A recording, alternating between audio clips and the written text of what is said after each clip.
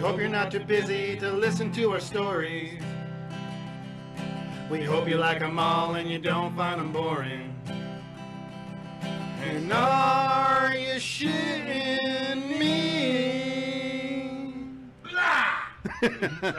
How is everybody? I'm fine. Chris, you all right? Yeah. All right, good. Hey, everybody. So we're back with episode 11. We got Chris Taylor here today. Chris, so, I mean, you hold so many titles. It's unreal. So you're a war vet, 2 tours in Afghanistan, former city council member, former volunteer fireman, and I mean, father. Yeah. Right. And so what, but before we get... Well, what? Go ahead, yeah. Yeah, what? What branch of the military were you in? In the Army. Yeah? Yeah. Okay. So you were right in it. Son's a Marine. Okay. Oh, yeah. So, were you born here in Saffron? I was. Yeah? You're born and raised here, right? Born and raised. In that, so, because when I was a kid, I used to play with Richie. Yeah. So, like, there was you and Mitch, and then Richie. Yep. So, like, were you guys, is that where you spent your whole entire, I mean, out of high school, when you graduated high school, is that where you were living? Yeah, so I graduated in 2004, Saffron High School. Actually, the house I grew up in was right over here, Cinnabar. Right, Circle. okay, Cinnabar, right, that's when okay. All right. And so you graduated, so what happened after that? You went to the military right out of high school? No, so it was about 2 years after graduation that I decided to join the military. Okay. It was right during the kind of the height of the Iraq War. Right. And, my dad was a Vietnam veteran. Both of my grandfathers served in Korea. So it was never like something that I really thought that I would do. Right. But when 2006, I had a close friend that I had played sports with in high school, graduated with, that was killed in Iraq. Okay. And it was Brandon Shuck. And so that was 2006, and then it kind of just started to get kind of real, and, Right. And I wasn't doing anything good. I was kind of floundering around after high school and, Right. trying to stay out of trouble and stuff like that. And so then I said, you know what, I need to go and do something for my country. And Sure. And I went in and had a job in mind and went to the recruiter and said, get me this job. And What job was that, if you don't mind me asking? So I was a psychological warfare specialist. Really? Did you get a degree in that? Or was it just No, something, so- how did you know, what made you choose that? Or we just... So, well, it was, I knew that I wanted to do something that I could benefit from after the service. And having, my dad was a Green Beret. And Your father was a Green Beret. Yeah, and so, Badass. that's something that I thought maybe about doing. And the psychological warfare, it's kind of more of a lesser known job in the special operations community. Right. And so, you have to be airborne qualified. So I went to airborne school. There's a lot of kind of intellectual type training. Sure, I could only imagine. Did language training at Fort Bragg, and it was something that, you're in the special operations community, and if I wanted to go and be a Green Beret, then it's a lot easier door to open from that position. But also with psychological warfare, you're in a small 3-man team, and you're attached to either a Green Beret team or a Navy SEAL team or a Marine Special Operations team. Which my first tour I was with an ODA, which is a Green Beret team, and the second tour I was with the MARSOC, which is Marine Special Operations. Wow. And so your job is to kind of, in Afghanistan, your basic job is to counter the enemy propaganda. And with information warfare and all kinds of stuff like that. And so, it was... It's like fighting Facebook. in a sense. Social media? You're right. Is that what stuff like propaganda is in like social media, or is it just beyond that? Like, well, I mean, everything. just in general. There are elements that are like that in PSYOP, psychological warfare. Is the Taliban and Al Qaeda and ISIS. They're experts at social media and stuff like that. Are they really? Wow. But what my position was on a tactical PSYOP team, and so we were attached to a Green Beret team, on every mission that they would go on. Right. And you're there to, kind of, I don't want to say because it's like, not like mind control, but you're trying to influence and persuade the target audience, whatever that is, whatever it's the population of the country, to behave in manners that would be beneficial to our mission, to the overall mission. And so really that in Afghanistan, that meant, legitimizing the democratically elected government of Afghanistan, and to try to persuade the people of Afghanistan to choose democracy over, This is so much more elaborate than I ever pictured what you're doing over there. It's fucking mind blowing. So were the people of Afghanistan did they accept any of this, or were there some that were like fuck you, and then some that were like, you know what, this makes sense? Was it half and half, or was there like? No, I mean, basically any human being is going to want to choose freedom and democracy over brutality and authoritarian rule. Sure. But they're also pragmatic. They live in reality. They know that they have to survive their entire life, and so you always had that people playing both sides, and not because they hated us or didn't want us there, but because they realized for their survival, or their quality of life. Right. They realized that, and we see it now that we're gone. The Taliban has rounded up anybody who even was friendly at all to U.S. forces, and they're killing them and stuff like that. So we've made a clear exit out of Afghanistan. Yeah. And so that was problematic. Wasn't too clear, but yeah, it wasn't too clear. But was that problematic for the people of Afghanistan, the citizens? And what did you say? Yeah, I don't know enough about it. I wish I did. I got a lot of maybe inside type information on that whole thing because I kept in close contact with my personal interpreter that was with me with my team. He was a national of the country, an Afghan national. Wow. That spoke great English. He was around my age when we were there. It was just very westernized, but he was born and raised in Afghanistan, and he was excellent at his English, and he spoke the various different languages in Afghanistan, and so those type of interpreters would be reserved for the special operations community. What a precious tool to have in a situation. I mean, you can't operate in a country that you can't fathom what other people are saying. Right, I couldn't imagine. A lot of my job was handling Taliban fighters that had flipped or turned sources, giving us confidential information. Intelligence gathering, stuff like that, and without an interpreter and without a translator interpreter, I couldn't do any of it. It's worthless information. And so we became close friends. I mean, he was right next to me on every single firefight, every single thing that happened, and so years after I left, we still kept in contact, and the government the United States government had a program, like a special visa program for those type of people that put their life on the line for us. We couldn't do our mission without them, and so we promised them that you will have safe harbor to America, and you'll have your family and stuff like that can come, and during that whole process I was his sponsor, and so that's me going back and forth with the State Department, with the United States government. Oh, so you personally, Chris Taylor, went to bat for this guy? Yeah. Because if without someone like that, then it's a rigorous process. They're lost in the red tape of bureaucracy. It's a rigorous process to bring somebody, an Afghan national, to America. Did he ever get here? So that's the crazy story is he for years and years he kept getting all kinds of different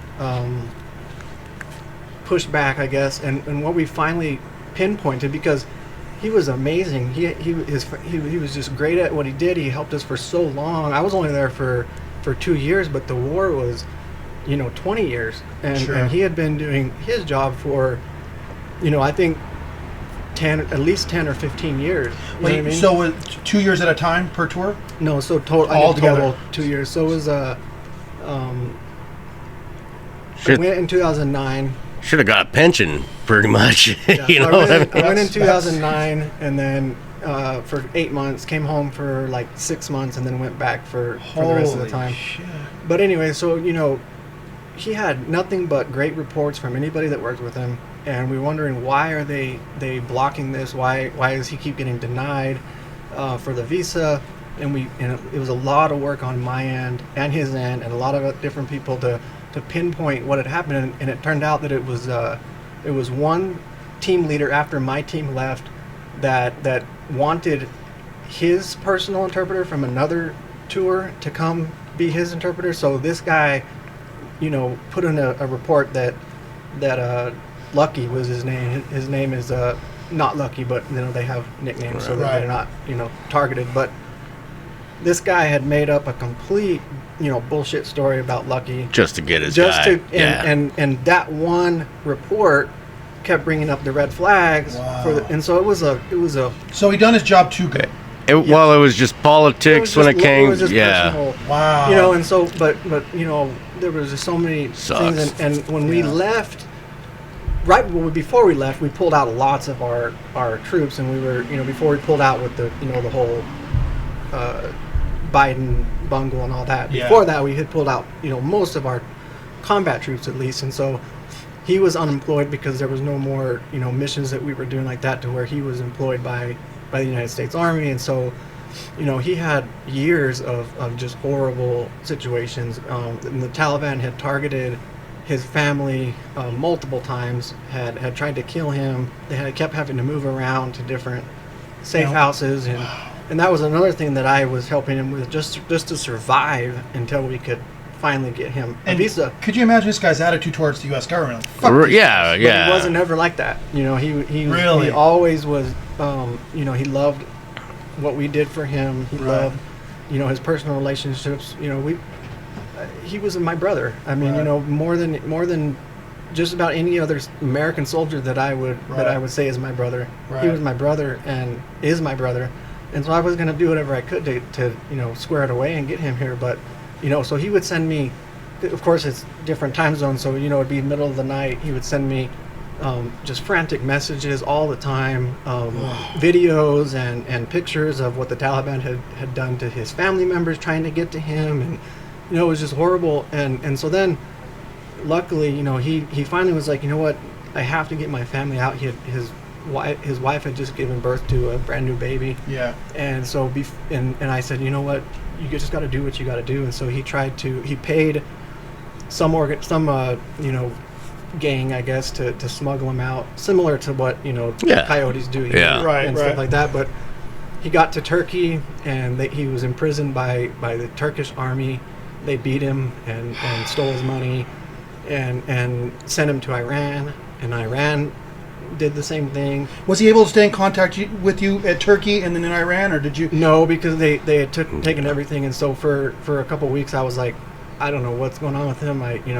Oh, and you're just here. Dead. You're here. Yeah, you're here, like thinking the worst case scenario, right? And so he finally had made, like, the Iranians let him go, and him and his family had to basically walk back over the most rigorous mountains, and to get back to a place where he was at least in some kind of safety.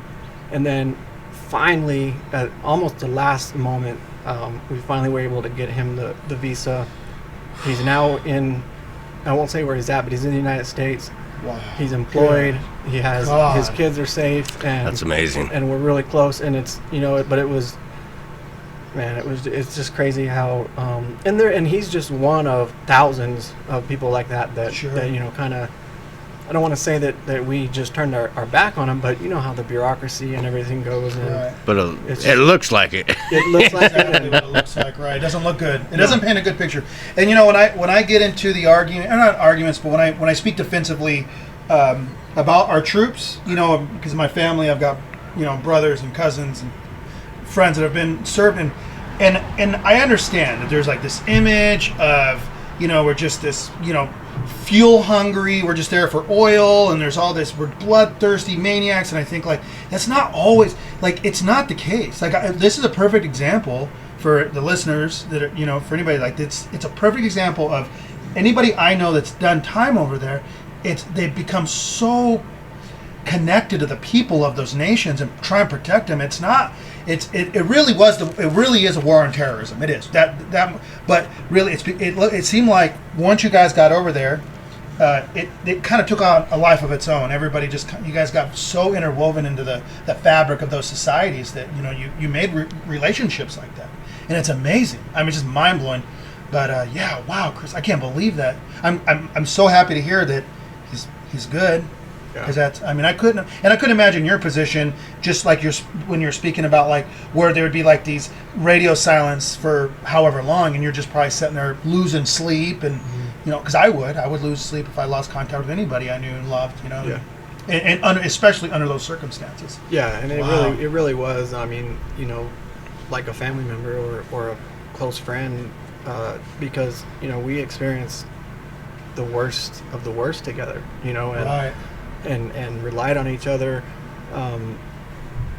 to survive. I mean, there's no stronger bond that you can make with a human being than that. And then when he gets here, he gets here right during the time that America is at a almost more of a tribal attitude than Afghanistan. A lot of tension. And he's like, he showed up here at the party. But still, I mean, he's I think foreigners have a view of America that and it's true. America is the greatest country ever to ever exist in the world, and still is. But with all of our problems right now, it's just different than what maybe he had envisioned. Oh, I can only imagine. But no, he's great, and it's great. But yeah, so my job, to get back to it in Afghanistan, was, basically, the Taliban was so great at putting out and spinning every single little thing into disinformation, misinformation, to their benefit. Just for an example, we would go on an operation. Sorry, we go on an operation, and we would say we had a high value target that we would go and capture or kill, and we get in a gunfight, and of course, with the United States Special Operations, we would usually always have the upper hand in terms of fire superiority, technology, air power, right. Everything like that. We would have a successful operation. We'd kill the guy that we went to kill. No Americans were wounded. We'd come back to our little fire base, because we lived out in a village, with just kind of like a setup like this, basically. Right. The Cool. village is right outside like the fence, but we had our security and everything, and we'd get back, and it just so happened that day, for this example I'm saying, we had our Chinook helicopters come from Kandahar, which is the main air base, to deliver our mail just on a weekly or monthly basis or whatever. Just so happened that we had just got back from a pretty long gunfight, and the helicopters came and dropped our mail and stuff like that, care packages, and left. It's just a regular occurrence. And through my sources, the Taliban fighters that were giving me information, snitches, they're Taliban snitches, giving information, right away we had found out that the Taliban cell in that area were telling all of the local civilians that they had killed 5 Americans, and see, that's their medevac helicopters coming to get their wounded, and just stuff like that all the time. And so my job was to counter that, to put out the truth, and we had various ways to do that. We operated a covert radio station. We had print products that we would disseminate, that would just psychological warfare. Like pamphlets? Just stuff like, we wouldn't make them, but our headquarters area or whatever would make them, and just visual aids. As the Taliban would call it, propaganda. Yeah, really. You know what I mean? Right. So you're fighting it. What's the first language spoken in Afghanistan? Is it not Farsi? Is it? It is Farsi, and then they have Pashto, which is the Pashtun. See, in Afghanistan, it's so it's I kind of equate it to Native American tribes here. Sure, right. You know, of course, everyone that's a Native American, you can say, you know, they're Native American, but there's the Hopis and the Apaches and the Navajos right. and all that. And so... And each one of them proud of their own individual, rightfully nation, so, the Navajo gorgeous, Nation. And you know, and so in Afghanistan, yeah, of course, they're all live in Afghanistan, but they identify first with their tribe. Right. And so, you know, in America, at least what we try to... What our ideals are that we're all Americans. Right. And we all identify as United States of America. It's hard to implement that kind of situation in Afghanistan because, for one, you know, in the very rural villages, which was where I was operating, they're so cut off from the main government. And it's not like here in Safford, you know, we know what everything's going on in Washington. So they're not. We're just as connected to somebody who lives in Washington D.C. Right. And you realize how sucky our Wi-Fi here is in Safford.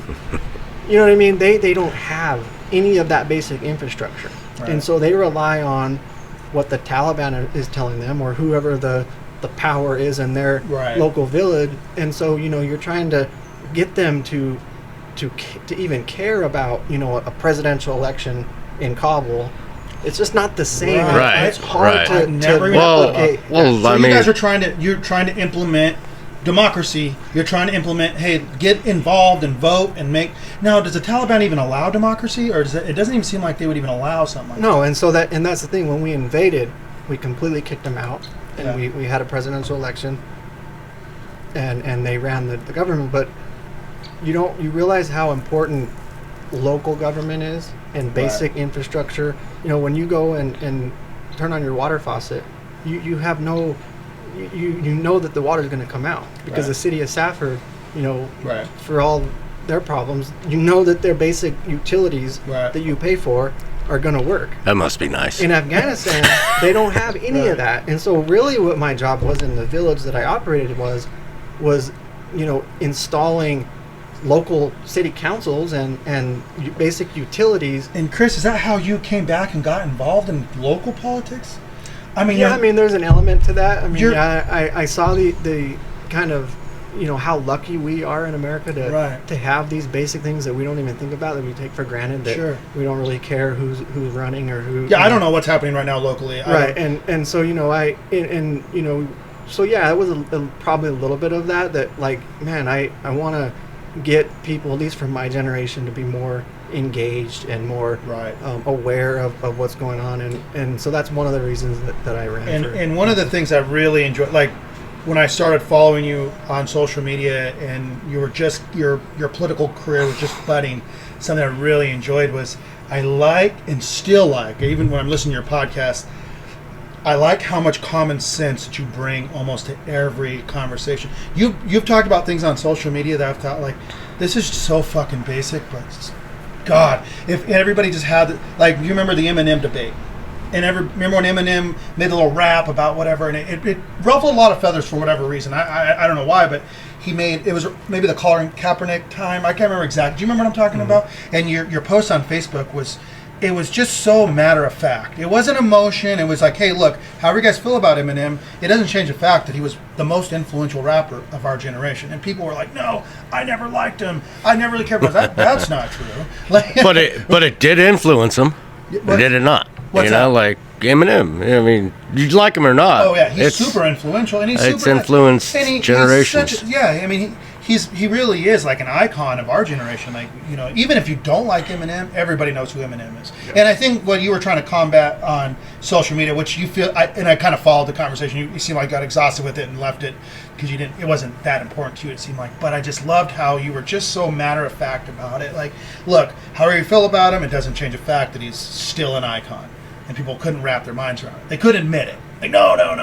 It's like they want to de-icon him, you know? Like, it's not going to happen, guys. Like, Well, I think that goes to what I view as kind of the biggest problem that we deal with right now is this idea that, you know, just because, you know, you might hold somebody, and I don't even really remember that, but I was always engaged in that kind of like social media, like the civil rights. Well, just trying to, you know, you have to be able, once you lose objectivity about anything and you're fueled by your emotions, or, your bias, that you just, and someone like Eminem, because now that I think about it, I know people that loved Eminem.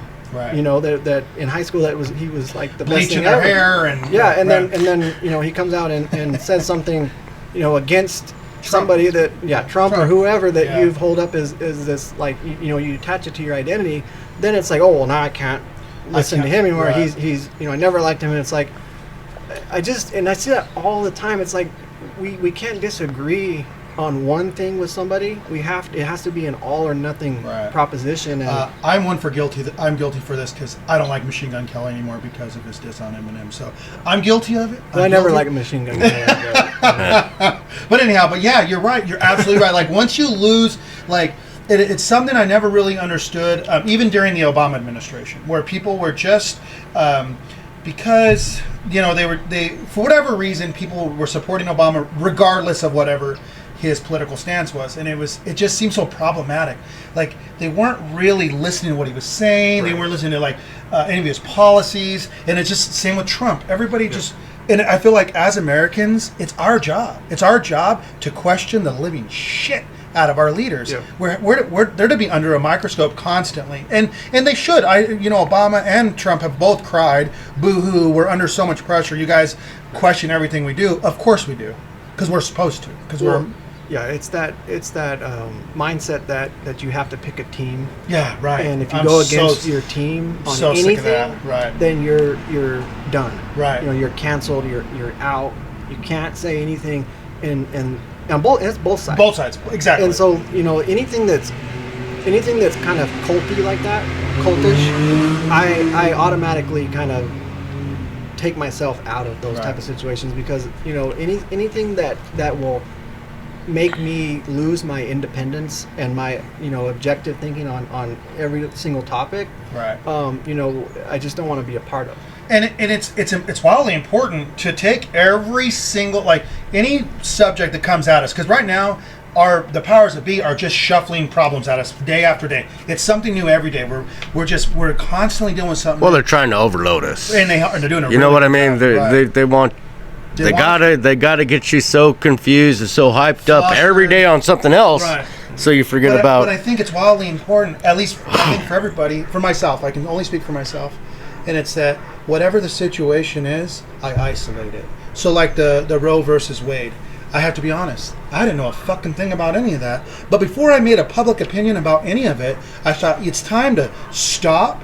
I didn't even know it was a court case, is what it was. I didn't even know that. So I researched it. Like, I thought, okay, it's a court case, and this was back in the 70s, and it feels kind of, and I'm not going to get into this right now, but the reason I'm even bringing this up is because I feel like if everybody would have just gone home, researched it, developed their own independent opinion rather than being influenced by whoever, it's whatever social media star they like the most. And it's not even our state. It doesn't affect our state at all. Right. Right. Well, yeah, that's the thing. Really all that the Supreme Court decision did was bounce it back to the states. But that's why, to my original, what we were talking about is how important it is to be engaged with local politics and local policies. Now it's on the Arizona state legislature to ban abortion or to allow. And that's why elections are so important, because and nobody even knows who our local state house representative is, or state senator is, because it's all about who's in the White House or who's in, they have very little power to influence our daily lives. Right. And that's one thing that was so important about when I ran for city council was there's so many things that decisions that'll be made right down here at the Safford City Library on every other Monday night or whatever the meetings are, that have the impact to really influence your daily life, right? Way more than something that the senators and the congressmen do in Washington, right?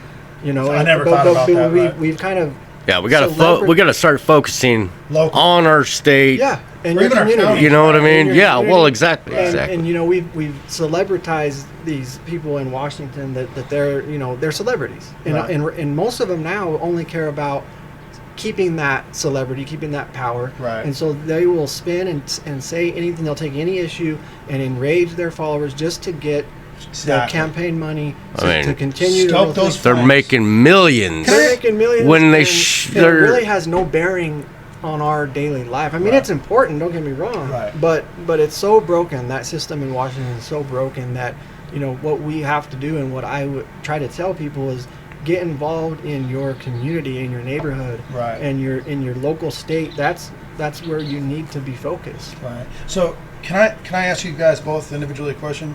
Do you think Joe Biden is really like as detached from reality as he seems, or is that just is it just a trick? Oh no, he's out of it. He's not there. He's not there.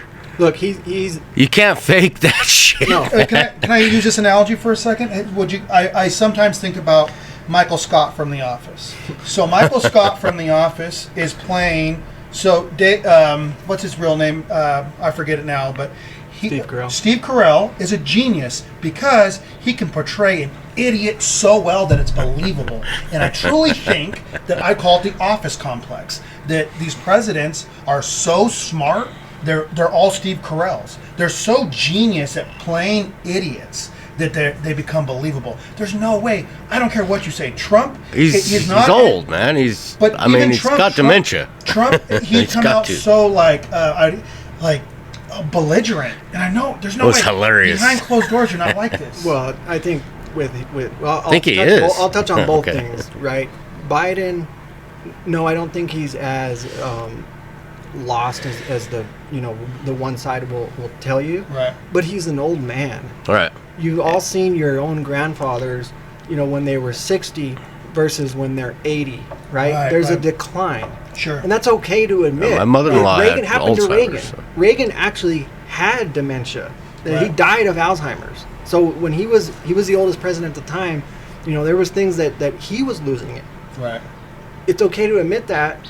And no, I don't think Biden should run again. No, God, but no, he's not a fumbling around, doesn't know what's going on. He has his moments. See, so the dementia's setting in. Yeah, and he's engaged and he's. But can you flip the slide on? The same as if an 80-year-old grandfather would be engaged in something, right? They lose a step, they lose they lose their sharpness. There's a reason why in corporate America, to be a CEO of a company like a big Walmart company, you have to be 50 to 60 years old. They have a cutoff because you start to decline your sharpness, and that's just human fallibility. Right. Yeah. I mean, and wear and tear. But and then I'll touch on the Trump thing. I think he has, and the thing is, he's only like 4 years younger than Biden. Yeah. So they've got to be dealing with some of the same things. With Trump, I think he has, more behavioral issues that he's probably had his whole life. Right. The egomania and stuff like that, and everything has to be about him, and that's his biggest issue. But I don't want any. I want both of them to go away. I want all of the people to go away. I don't. There's got to be better, and brighter, and younger. Need a clean house. That can run for president. Right. But we're not going to get that because we have a severely broken system. Well, seriously, they need to limit terms because after 20 years, Dude, I wouldn't. Get out. The 80-year-old retired copper miner, and making down there at the bullpen making decisions. And they don't want to get out because they're making too much money. Right. Because they're profiting from their bills that they're passing. So, Chris, you came home from Afghanistan, and then did you know immediately that you were going to get into local politics, or is that just something you marinated on for a minute, or? What? No. So when I came home, I had major issues with post-traumatic stress and substance use. I was using drugs to cope unhealthily with the issues I was having, and so there was at least a 3 to 4 year period where I was just trying to survive. Holy shit! So you mean you went 3 or 4 years battling your addiction before you even started running for city council? Oh yeah. That's mind blowing. And then I got treatment from post traumatic stress. found some healthy coping mechanisms, some tools, and completely changed my life to Right. to the better. Met my wife. Is she got from married. here? No, she was raised in Payson. Oh, I love Payson. We just drove through Payson. Actually, she went to Payson High School, but she lived in Strawberry. Oh, I love Strawberry. Yeah. That's at Red. So she probably knows that tavern we ate at. We ate at a tavern that served elk burgers, and we And so she was here going to EAC when I met her. Really? And so where'd you guys actually meet at? Were you guys just like? So we actually met on a dating app. This cat's stuck up here. Can somebody get this cat? Hey. So it was a dating app. It was like I think it was called Hot or Not. It was like a Tinder type thing. You're blowing my mind right now. And I would have never guessed that's where the venture was. I just happened I was like, man, I'm lonely. And I got my life together because I didn't want to bring anybody into that dysfunction. When Sure. and so I wasn't even trying to date anybody or anything like that. And I was still young. I mean, I was only. How old were you at that time? Let's see. So I was.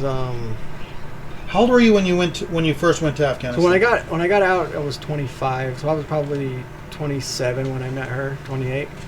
Wow. But yeah. So I happened just and I always seen these things on social media download this app or whatever. Sure. Right. Hook up with whatever, and I was like, man, that's so stupid. Finally, I kept seeing it. I did it. Put a profile picture. The first one that came up was her. I swiped left or right or whatever. Yeah, I don't know what it is. And then within a couple minutes, like I said, we connected. Right. I was like, wow. And I was like, it said that she worked at El Charro. And I was like, so we talked for a couple, like a day. And then I was like, I can't do this online thing. I got to meet up, went to El Charro and met her. And yeah. So you went to her place of work? Yeah, well, I told her, I said, because that's where I eat all the time anyway. Right. I'm like, I'm going to come to lunch. And she's like, all right, cool. And then as a joke, I didn't know her at all, but she sent out another girl that I'll just say, has handicapped and kind Sure. of mentally handicapped, to tell her that she was my wife, right? She was her, Sarah. Why would she do that? Just to see my reaction, I was getting catfished, right? And so I was like, oh, hi. I'm looking at the picture, that's not, I'm trying to be nice. And then all of them there around the corner laughing. So she's got a sense of humor. Yeah. And so then she came out and then we, wow. we were engaged just a couple months later. And then was she aware? Was that one of the first, you were telling her about your time in Afghanistan, and did you kind of bring her into that world immediately, or did you save it, or did she know you were? No, I brought it right away. We went on a date that night and sat and talked for hours, and I brought up it all because that's and that's how I always am. I'm not ashamed of, that I had an addiction or that I dealt with these issues. Right? I just. It's pretty common for our generation. Yeah, I It's very common. I'm good now, but I have dealt with the heroin addiction, and I thought she's gonna be oh, okay, get the hell out of here. And probably a lot of it was, she was a few years younger. Is she LDS as well? She is, okay. But at the time she wasn't, active or anything like that. But she was raised in the culture of it. And so I'm she's gonna be I'm gonna say this, and she's gonna just get the hell out, ghost me or whatever. But it didn't happen, and so having that honesty from day one, kind of, it's just been the way that we've operated. And so is she aware of the friend you're talking about, your buddy over there in Afghanistan? Oh yeah. So she's aware of all of that. Okay. Yeah. Wow. It'd be really wild to get into a relationship with somebody, and then for them to open up this book and be like, look, this is my whole past life, and I was in war, 2 tours, and and a heroin addiction that I overcame. Man, it's a lot to take. Good thing she was younger. Yeah, looking back, she was completely not. She had no kind of frame of because she was, she partied and stuff. Yeah. At the time, she was going to EAC and she, whatever. But she had no idea of what I was really saying. Right. She didn't know what heroin addiction is, right. And stuff. But, which is, but that honesty set us up, and for a long time. I mean, I was clean and sober completely for over 6 years, and she had not known. Crazy. She had never seen that side of me, and it was just so it was What a never shock. an issue, right? So it's and until obviously. And we can get into it, the relapse and all that. And can I ask questions about that? Yeah, That's okay? for sure. So I'm trying to imagine 6 years of sobriety and all of these achievements.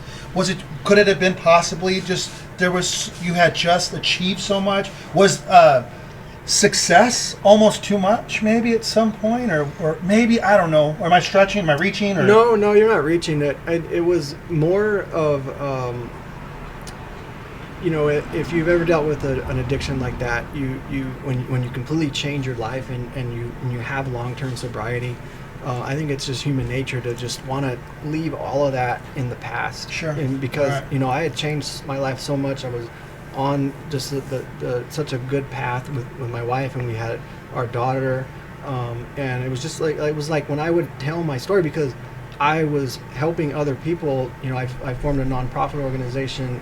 That's right. I read about that too. Helping other people with addiction and stuff. And I was always honest with my past and what I struggled with. And it got to a point after, 4 or 5 years of being in complete sobriety that it was almost like I was telling a story that I was a different person. Right. And so it was like, I was so detached from it but what ended up happening was, you kind of forget the daily maintenance kind of things that you have to do to maintain your own sobriety, your own mental well-being and health, and then I think I took on way too much when I ran for United States Congress and had it was just so much stress, so much responsibility, so much that I put on myself, because it's like, man, I don't want my past to hold me back at all. I have goals and aspirations, and I was achieving them all, but then it got too much to where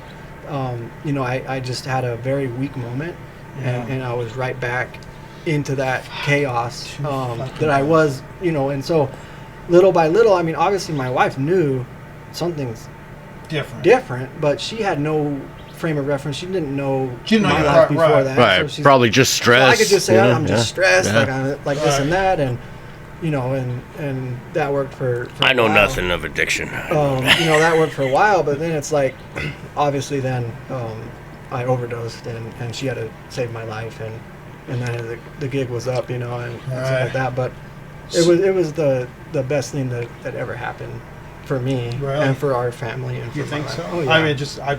I mean, it's been 2.5 years since that happened, and I'm back in complete sobriety for 30 months. And well, congratulations on that. And even with that 6 years of sobriety, like, I was doing good and I was doing great things, but I was focused on helping too many people and not maintaining my own Self-care. And that's what I was going to, self-love and self-care and all that. That's what I was going to go back to, is like, once an addict, always an addict kind of thing. And there is like, once you're never really out of recovery, from what I understand, especially with an addiction like that. So like, once you were doing it, you're helping other people, and you're forgetting your daily steps. Is that what I'm getting? Well, maybe something like that. And I do agree with that. Once an addict, always an addict. Like, it's always there. No, yeah, I guess I may have. But I also, when people say that, then it's like, well, then you're always going to be kind of tied down to this, disability, because it really is a disabling thing. Sure. You don't. Once you get to a point where you are completely and this is a real problem. It wasn't just me taking on too much responsibility. It was me trying to run from processing all of the trauma that happened in Afghanistan, thinking that my only problem is that I'm shooting heroin, right? That's my only problem. So if I stop that, then I can, and it's like, okay, now I'm good. I can just leave all that trauma behind and not process it, in a healthy way. And so that, after the overdose, that's what I focus on, because that's the problem. That's why I'm self-medicating. Right. That's why you relapse in the first place. Right. And so once you get, and that's everybody. You don't have to be a war veteran to have issues. We call it trauma, but it's anything. Every human being has a trial has a rough situation that they grew up in, or just daily stress and daily life, it can be traumatic. Sure. Right. And so I was able to finally do that work and process that. Yeah. And then there's every day now, even with the sobriety that I have, like, it's always something that my wife and I are working on together to maintain that healthy status in your mental well-being. But I have a great job. I travel for work. Like, my kid, I coach t-ball. I don't live like I'm like with the ball on my ankle that the old ball and chain. I'm always going to be an athlete. Right. Well, you can't. Yeah. You can't. But look at it like only that. if you have to do that hard work, and not just say, well, I'm going to stay sober, right? Because that's not. You can do that for so long, but it's not. Yeah, it seems like something you got to work on. Right. So, to go back to PTSD, like, I've heard a couple of soldiers return, and they all talk about PTSD. They'll make references to first responders, and you're both, so you might have a little better insight on this. But I've read that soldiers thought that maybe first responders maybe have it worse than soldiers. I've heard that a couple of times, and it took me. I heard it once on the Joe Rogan show, and then I read about it in an article, and I thought, how is any soldier anywhere? How is this possible? And I realized that what they're saying is that you guys were in a position to where you were almost expecting those situations, whereas you're a first responder, especially in like small towns, like in my case, where you're responding to best friends, loved ones, and so the PTSD. So, like, I'm not saying my PTSD is worse than anybody's, because I don't know how any of that works, but I will say that, like, when I hear a soldier speak about PTSD, like, I feel it deep down. I get it. I know. Like, there's so many little triggers. Mine, for whatever reason, is weather change, and I don't know why. I'm really curious about it. But when the weather goes, like, we're about to get into it, once the weather goes from like hot to cool, something inside my brain is I mean, not to get too vivid, but I see things, I hear voices, I go into such a dark place. And then, like, I have to stay away from the booze. I have to stay away from everything. And not to bring this too heavily into it, but I have to pray. And then, I mean, each year is a struggle, and I get through it, thankfully every year. But PTSD is a real, because when I first became an EMT, I scoffed at the idea. I thought, that's ridiculous. How is that possible? And it wasn't until and again, not to get too detailed here, but the very first time I ever seen like human brains, if my book was a heart, or my heart was a book, and the Lord put a bookmark. He said, from this point on, we will never be the same. And it was like there was life before that day and life after. Yeah. And it's just, I mean, is it anything like that as a soldier? Was there a time in your time in Afghanistan where you're like, okay, from this day forward, I know I'm never going to be the same? Yeah, I'm definitely. I mean, I think you touched on a lot of things there that I want to discuss. The difference and stuff like that between first responders and military. I think in the military, you're going to an active war zone. You have a job that you're kicking doors in, and it's an active combat situation. Yeah, you're expecting traumatic things to happen, right? Right. But I think more of what you're saying is that that is not your life. You're going to come home at some point. If you survive, you come home. Police officers, firefighters, EMTs, that's their job. That it's so you can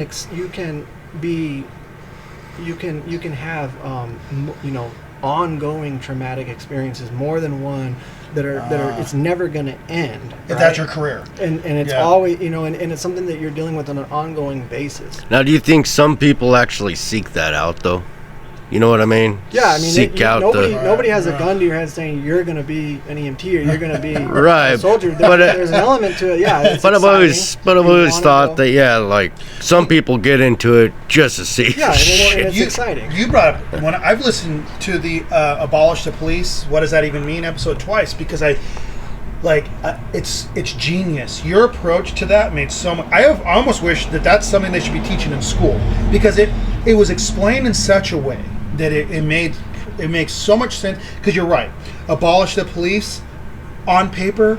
That sounds ridiculous. It just sounds fucking ridiculous. It's unachievable. It's nonsense because we need, to some form in a society, authority. Well, like you said on that show, I listened to that as well. It's the way they worded it. Exactly. The way they came out with it. They didn't mean take away the police. Let's reform. Let's do and reform. a lot of that is they know that's going to get people, low information people, to march in the streets and say, and so that's an element to it. But I think, if you actually take the time to sit down and really kind of go through what reasonable people are proposing, is that, police officers, we expect them to do way too much. We expect them to, most of their calls are, like domestic situations, or homeless situations, or drug overdoses, and we're expecting them to be social workers, and then when something bad happens, we're training them to basically to be soldiers, which that's a big problem because a lot of them have this mindset that they're a warrior, and that they're going, and so then the people that they're supposed to be protecting and serving and saving their lives, they see them as the enemy. And even if they don't mean it maliciously, they see a drug addict or somebody as as just a dirtbag. I'm going to go and try to see what he has on him. Or seen this 100 times before, and then you just get into that routine. You get in routine, and so we always need police to be able to kick the door down when there's a murder. Somebody has murdered somebody, and you can't abolish the police. But we need to reimagine some of the public funding that we give to them, hoping that they'll just solve all of these social problems that they're not equipped to solve, right? But we need to give them, and we saw it in Uvalde, right? That's what they're supposed to do. We're supposed to go in and save our kids when there's a... Neutralize the and they didn't do that. Right. What a nightmare! And I didn't want to bring that I don't want to get into that. I don't know why. But when I was listening to your podcast, that episode, I thought to myself, like, no shit. I remember, like, on the ambulance, we'd get called to things that, like, I'll tell you right now, I am not equipped for this as an EMT.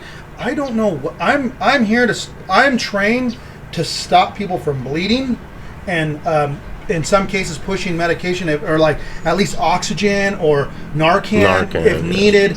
I'm not really in a position to deal with somebody who's hearing voices and what I feel like happened was, and I can attest to this, is in school we done wrong as a society whenever people would come to school and they say, if you have a problem at all, call 911.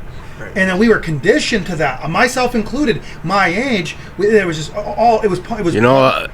Our ancestors policed themselves, in this country for a long time. In our state, especially. And we don't need that. We don't need gunslingers, but one of the don't we?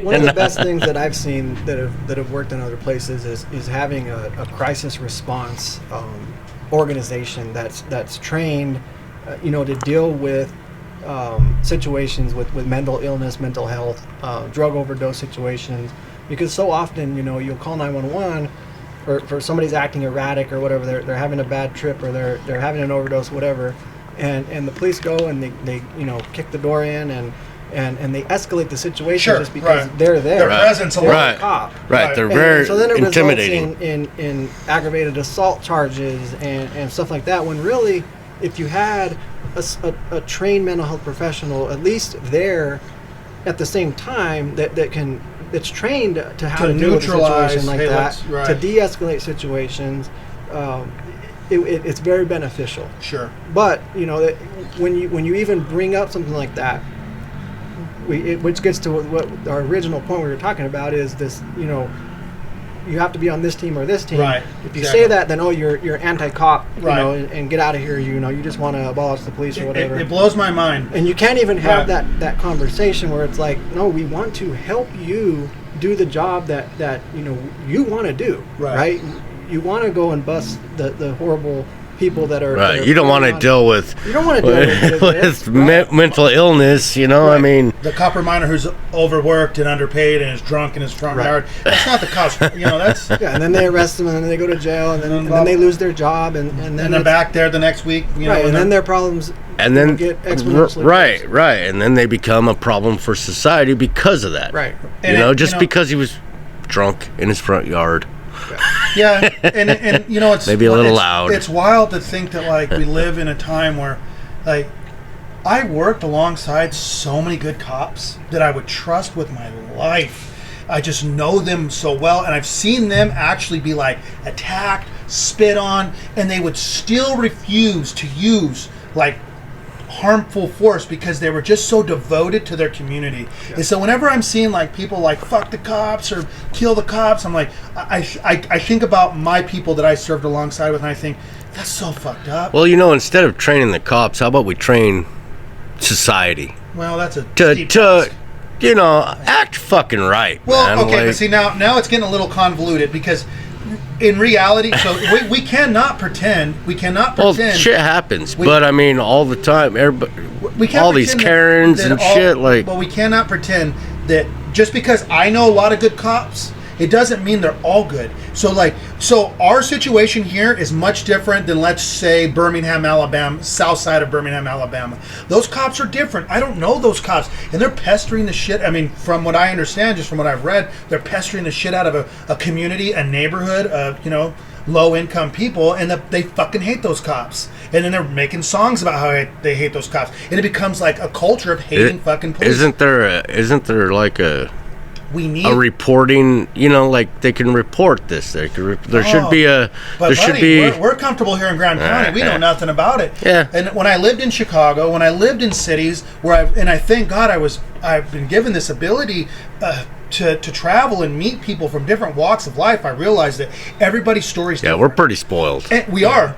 And every so like whenever all these But we act right. I don't know. Do we though? I mean, I do. Not me, but Blue Lives people Matter, do. Black Lives Matter. I think like everybody who's telling a story in those situations where they're rioting or like burning precincts down. Like I know it looks horrible, but I would love to know where this all started and like what happened. What like let's throw in George Floyd for a second. And I know this is a steep conversation. It's certainly it's a volatile subject. I mean, should he be knelt on for 9 minutes? Fuck you know? no. If I had seen that happen to anybody, I'd probably intervene because that's not right. But kind of looking at the video, it looked like the cop was winded and probably just oh well, just relaxing on him. That's fucked up. It was that situation. I don't know that guy, and I don't think that he wanted to kill George Floyd, but it goes to the bigger problem is that mindset that he has. You know, he's a warrior, and this is an enemy. Right. And so I'm going to treat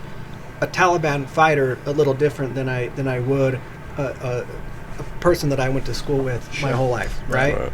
But when cops have that mindset, that culture, you see it. They have the Punisher tattoos or the Punisher. They're watching these movies, and they want to be a SWAT team member, and it's just a culture and a mindset that could change. Right. And I'm just talking generally. We generally have a good police force here in Graham County. Right. Like you said, that are people that love the community, that care about the community, that are good, decent, honest men and women.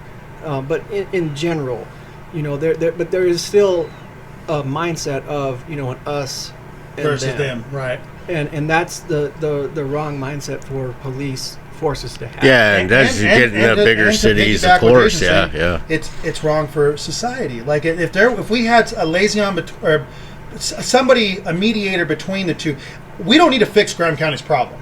That's not a problem. What as an American citizen, what I would like to see is Los Angeles. Let's look at Portland, Oregon. Let's look at Miami, Florida.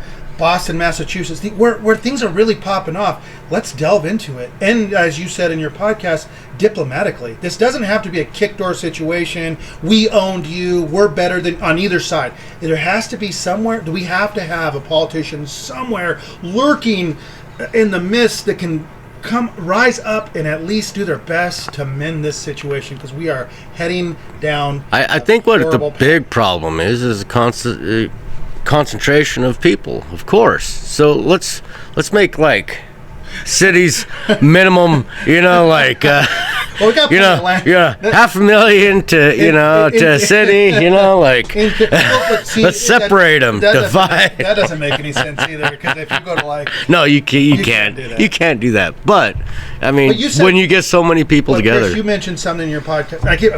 I've become such a big fan of your podcast, especially those early episodes. I haven't got to the other ones because I just go back and re-listen to these.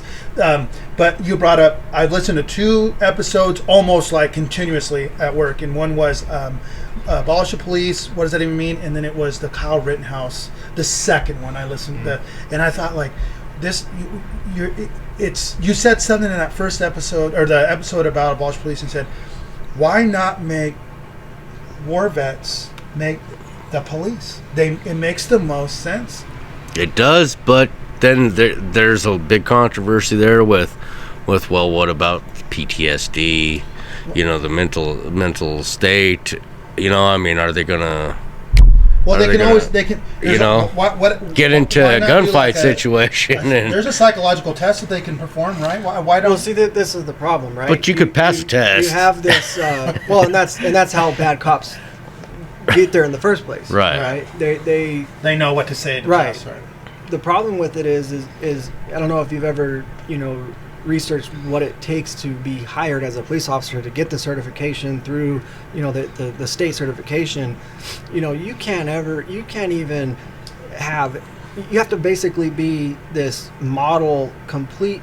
You have a clean past. You can't, and so what we end up doing is hiring people that have no real life experience. Straight out of high school. Straight out of high school. Because to pass the background check and all that, even if you have like a speeding ticket, it's like almost, they question it, and it's like, well, I didn't know that. I can't be a cop, man. No, I and knew so that. with the combat veteran thing is, we all kind of see the way that maybe Hollywood portrays combat veterans as they're all just a loose cannon, teetering on the edge, and so then it's like, you don't want to hire them, but what I was talking about was, you hire people that have experienced very difficult things like in Afghanistan, and they can come and differentiate between, look, I'm not a warrior here. Right. I'm a police officer that's supposed to protect and serve my community. Right. And that's what I was talking about. They have that life experience.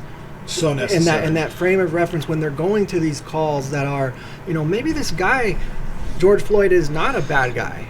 Maybe I don't need to put him in handcuffs just because he passed a counterfeit $20 bill. Right. Maybe if I just talk to him and and I think he had his number though. I mean, once they run him, they see all his priors, right. and exactly they're calculating all this. I got to get my gun ready, and I got to be. But in defense, not like that. If you just be a human being. But in the defense of cops, in their defense, which I have to play the devil's advocate here. What was that guy's day like before he ran into George Floyd? How much bullshit how many people spit on him? How many, he's like breaking up fist fights in a parking lot. And I don't know. I don't know it that well. And so I'm not saying that. My solution, if I was, okay. I can't leave this lingering ever saying that it's okay to kill for that cop. It was okay for him to kill George Floyd because it was wrong. It was wrong. And I'm not defending him. I'm just saying, I don't know what happened prior. His overreaction, maybe he's overstimulated by the whole situation, and like Chris said, maybe he didn't even intend to do that, but he's just so underpaid, overworked, underslept. That's just I don't know, but anyhow, that's what I was getting at. My solution would have been, hey, how about we we're gonna double all the police's salaries because they don't make anything, dude. Right? We're gonna double your salary, but you get so many complaints, we're gonna start taking off, and then so many complaints, you're fired.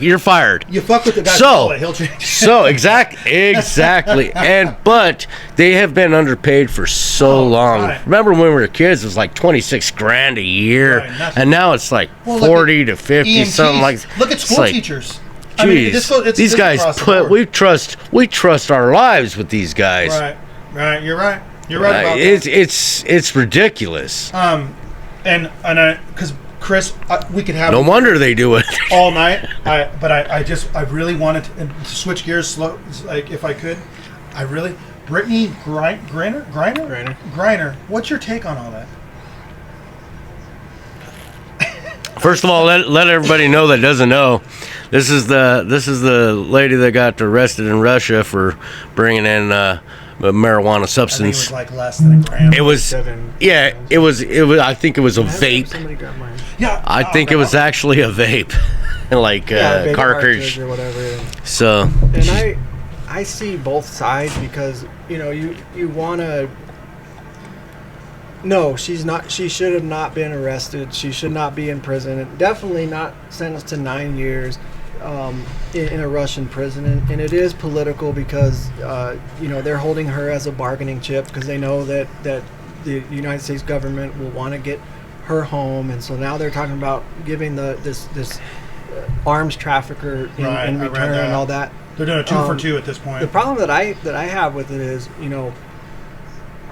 we have people in American prisons right now for personal use amounts of cannabis. Right. And that is just preposterous. Right. And not only just cannabis, but non-violent drug crimes. Right. What's the difference between getting lit and getting drunk? 95% of people that are sitting in our jails and in our prisons. And now we're supposed to, really be up in arms about Brittany Griner, which I am. That's it's too bad for her, but I mean, seriously, you going to Russia? Yeah, no, she. I mean, do your freaking research, and she's a star, so she's like, oh well, I could just smuggle this little pin in. She definitely made. It's a dumb decision. A real stupid mistake. But what if that was your daughter? Right. Would you be saying, well, screw her? She knew the laws and. You don't know me that well. You have to look at it like no, that she should have done your research. In prison, and Vladimir Putin is a war criminal. He's worried about this basketball player committed this crime when he's slaughtering innocent civilians in Ukraine right now. It's just it's bogus. Well, of course it's going to be political for a while. I couldn't help but wonder. It's like what was chronologically what led up to that? Like Brittany Griner's like, yeah, I'm gonna catch a flight. Let me grab this bud. This nugget. It was just a cartridge. A vape cartridge. Like a no, it was a vape cartridge. That she claims, and I believe her that when someone travels all the time, the safest. That might have some stuff in it, right? That it's illegal in your town. Here in Arizona, where she's from Mercury, you're vaping, and it's just completely legal. You have thousands of them laying around, right? And this one half-empty vape cartridge was in her luggage, right? So yeah, it's a stupid mistake. But I don't. I bet she done it, when she gets back, I bet she never leaves the country again. Well, but that's the thing. She she had to because WNBA players don't make enough money. Have you seen what? Right. It's like I want to say it was like one of the I don't know if I could be way off base here, but like one player from the Oakland Athletics and it's like a bottom tier player makes more than the entire WNBA. Dude, I'm like, this is unreal. Well, and some of that is the free market, right? The market sets that, right? LeBron James. It's a reflection of our own ignorances. It's capitalism at its finest, right? Well, it is okay. How many seats are they selling? That's what I'm saying. Yeah, that's where exactly. They don't sell the seats like exactly. They don't, and I get that. I want to have a co-ed teams. I just co-ed team it, man. And it'd be great. Oh my gosh, watching this morning, and it made me think of you, and it made me think of Richie, and it made me think of that time was Space Jam came on this morning. I thought, what a simple time. The first Space Jam? Yes, the first. Yeah. So my daughters were asking. They thought his first name was Jordan. They were saying, is Jordan still alive? Was Jordan a real person? I said, first of all, girls, his name's Micheal Jordan. And yes, he very much is still alive. And they were like asking so many questions like, well, who's Charles Barkley? And it made me so proud and happy. Like, so my team, the Phoenix Suns, was like the only team at that time. Barkley, Danny Ainge, Marley. Fuck yeah, Marley was a 3-point king, man. Dude. And then it's crazy to look. It took a whole team of Phoenix Suns to combat one Micheal Jordan, and what an amazing time to be alive. And it's I'm so thankful that I was, cognizant at that age. Like what a glorious time. I remember I was like 10, and we'd always take road trips, and every time we were on these road trips, we'd be listening to the radio, and it's always the Suns game, and you could see it in your head. I was 7 years old, and that's what got me. I was only 7, so when the Suns that year, I was the biggest Charles Barkley fan. Still am.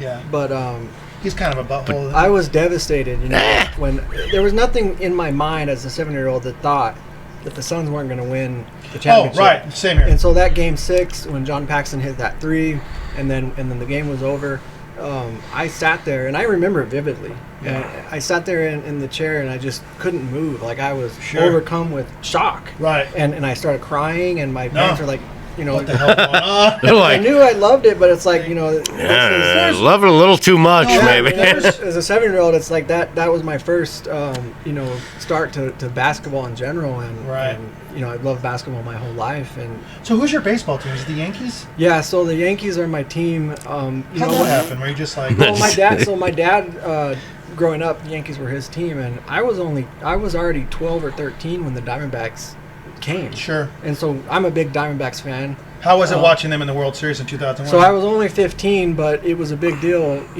Back then it was 2001. My dad brought home one of those big screen projectors. Right. They had it at work. It was like the biggest news thing then, right? It was and we casted it onto our to the side of the house out back, and this is over in Heritage Place over by the Safford High School baseball fields. Right. And so coming down 20th, we were watching every game out there, and I had like high school friends there and stuff, and cars would honk and stop there and watch, and so it was hard because I was a Yankees fan as a kid growing up, but then the Diamondbacks were started, Randy Johnson, and so now it's like I love the Diamondbacks, and I obviously go to Diamondbacks games, but the Yankees are my first love, and so next week I'm going to a Yankees game. I seen that. I'm on a business trip in New York City, so I'm going to the Yankees game. But I've been to the new Yankee Stadium, and I've been to the old Yankee Stadium once, and the new one once, and so, but it's been like 7 years since. Oh, you do some traveling. Yeah. And I don't travel. So it's gonna be fun, but yeah, the Yankees are. So I have to buy the MLB subscription. Do you have a football team? Yeah, the Cardinals. Hey, all right, way to go. And are you in a?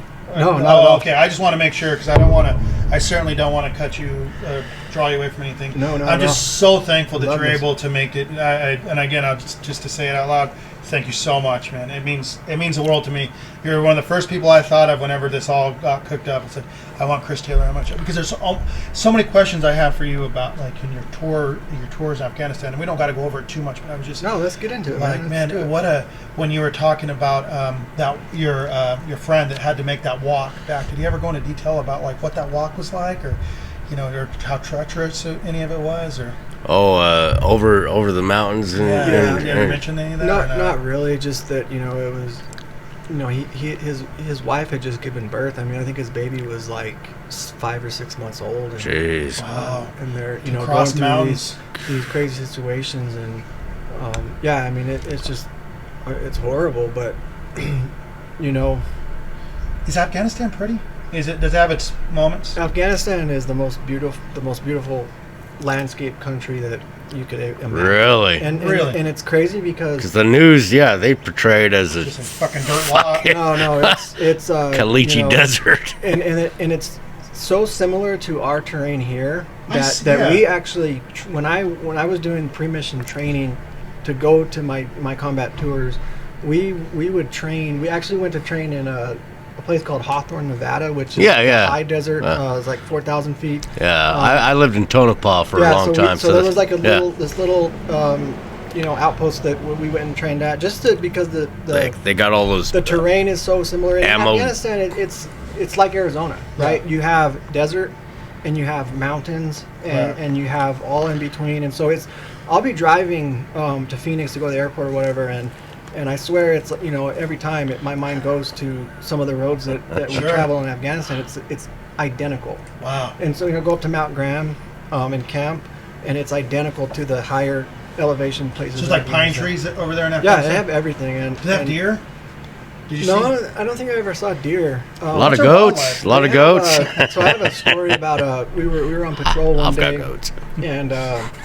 And of course we're outside the wire going on a patrol, and we're constantly always getting shot at and stuff like that. And so you're on guard and stuff, and we hear up on and I don't know, not even 50 yards up, my team leader just unloads on his M4, and we on the radio like, "Are we getting shot at? What's going on?" And he's like, "No, I just stepped on a cobra snake." He stepped on it, and those are the most venomous. Yeah, out there you're not gonna get out in time. No, and he stepped on it, and it I don't know how, because rattlesnakes like coil up and they rattle, and this thing they have no. So cobras don't rattle. Yeah, so it's like if it would have got him, I mean, he would have been done. You're done, right? Yeah. And so he had to shoot it, and but yeah, we're always. What about spiders and stuff? Is there a lot over there? So they have a thing called a camel spider. Yeah. Oh, I hear a lot about camel spiders. They're literally like this big, and they're not really a spider. I don't think they're like an arachnid. I don't think they have 8 legs, but they're so big, and the reason they call them camel spiders is because they will follow a camel's shadow and stay in the shadow of the camel. Smart. Yeah, Smart. But these things, they are so fast. They will literally. It's like faster than like a dog will chase after something. Are they poisonous? No, I don't think they are. But I heard, my interpreter, my friend, he grew up there and stuff. So I'd always be telling him, asking him and stuff, and he said that they are painful when they bite because they're so big. I mean, it's like bigger than right. Bigger than So a you get an UFC infection rat. probably from it because of the puncture. And they don't let go. So it's almost like a Gila monster situation where, but they're just so scary. I see them running around and they just scare the shit out of you. They're very unsettling visually. I would imagine. You see pictures of them, but until you see it running and they chase you because they're trying to follow your stay shadow. in the shadow. So you're like and so you're running. just stay still. And there's so many different things like that. I'm trying to, Well, I heard from a lot of vets too, and that those guys over there, they can't shoot worth the shits. So you start hearing shots, people wouldn't even, soldiers, after a while they don't even duck because they're just. We're talking about guys are Taliban? The Taliban, yeah. Listen, that can't be kids good. out. A lot of really good Taliban kids out. in there. Well, I'm sure there are, but in a lot of places. Yeah. There's a situation I was in one mission where I don't know if you guys go hunting and shooting and stuff. You kind of probably tell the distinction between a sound of a bullet that's impacting really far away or one that whips by. You hear that whip and crack. Right. That's how you know that it's accurate fire coming at you, right?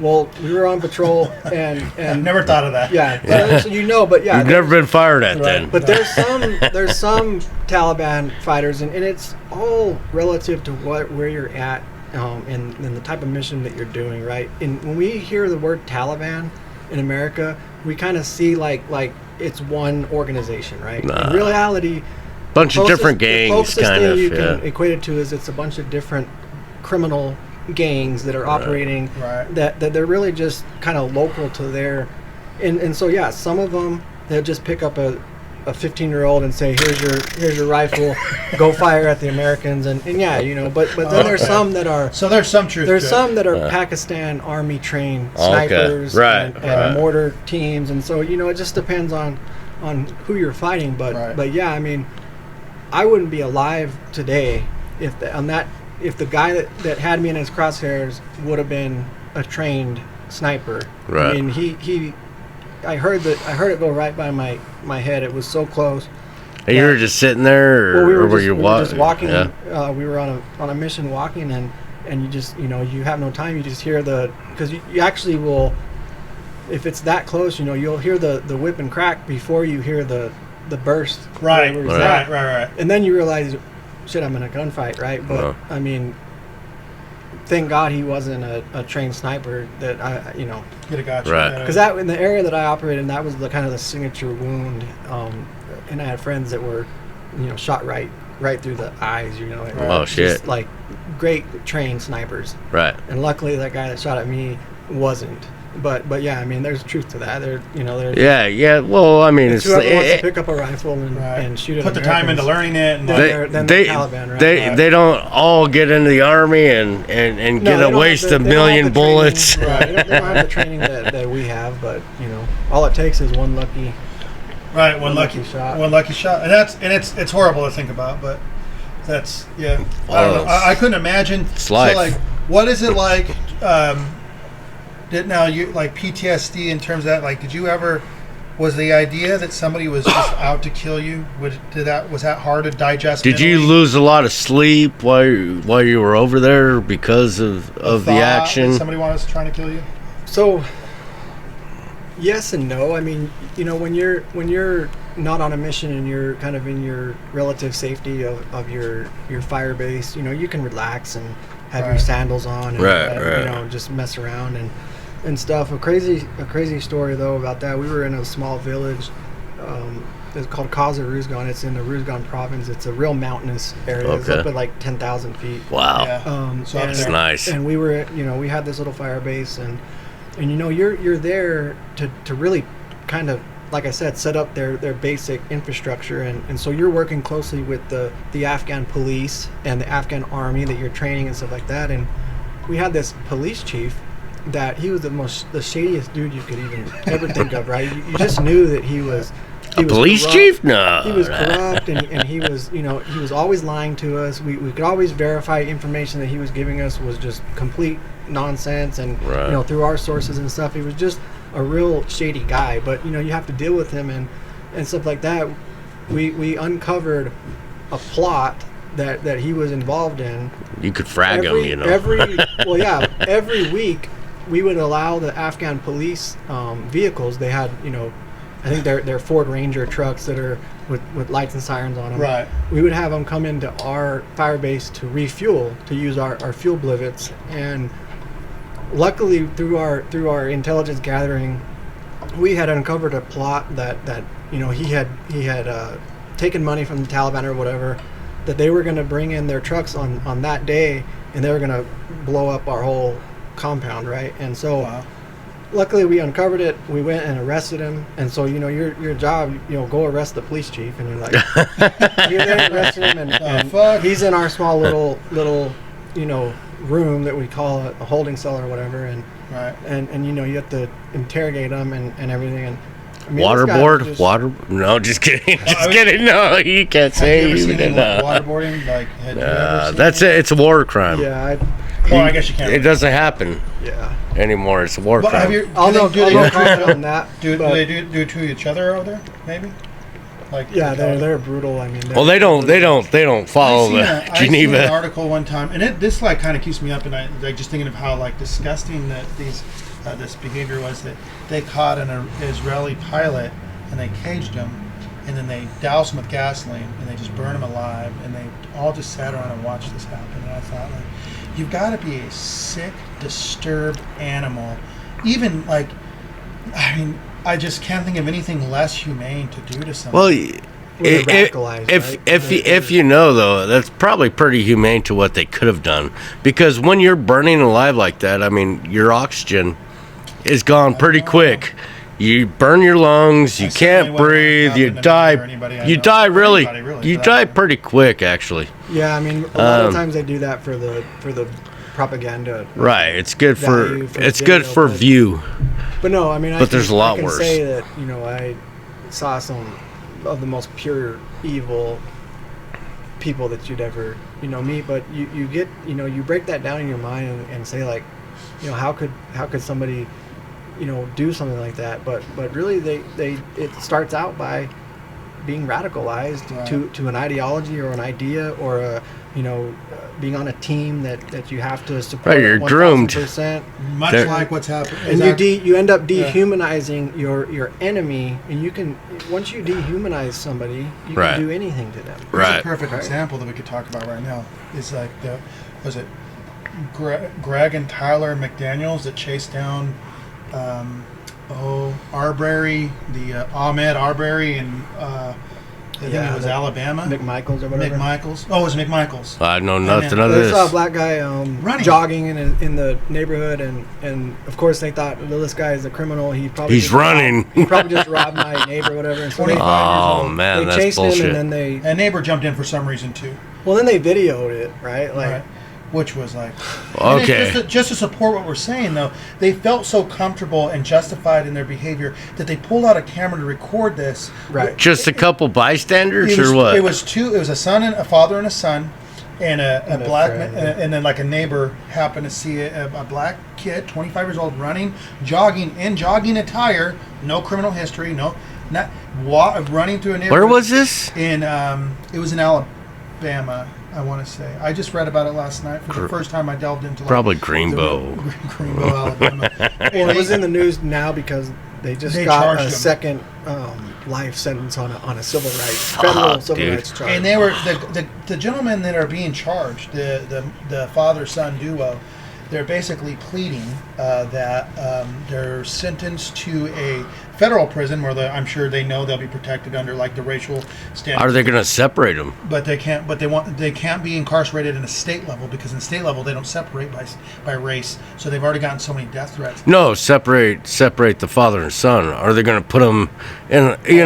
Like separate them. They're going to have to separate them. Like put them in different prisons. Anyways, and I was listening to the statement from both the father and the son, and they were apologizing to the family, and they did sound remorseful.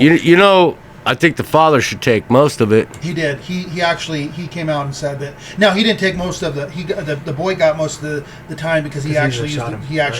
Yeah, but his dad's there, and his dad's. Well, it's not a boy. It's like a 25 year old. Yeah, but still, I mean, who raised this guy?